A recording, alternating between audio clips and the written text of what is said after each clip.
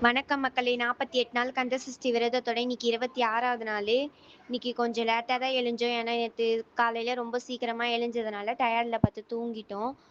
அம்மா காலையில எழுஞ்சுட்டாங்க. எழுஞ்சுட்டு வீடெல்லாம் கிளீன் பண்ணி தொடச்சுட்டு, குளிச்சுட்டு, சாமி ரூமெல்லாம் கிளீன் பண்ணிட்டாங்க. கிளீன் பண்ணிட்டு முருகர் ஃபோட்டோக்கும், முருகர் சிலைக்கும் பூ மாத்திட்டு, விளக்கேத்தி நெய்வேத்தியமா எதுவுமே வைக்கல.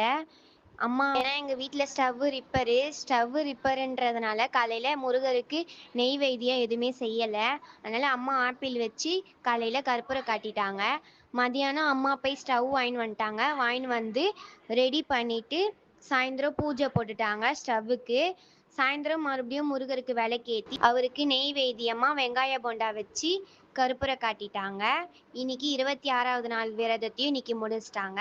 யாரெல்லாம் இன்னைக்கு இந்த விரதத்த பண்ணீங்களோ, அவங்கலாம் கமெண்ட்ல சொல்லுங்க. இந்த வீடியோ புடிச்சிருந்ததுன்னா லைக் பண்ணிக்கோங்க. அப்படியே சப்ஸ்கிரைபும் பண்ணிக்கோங்க.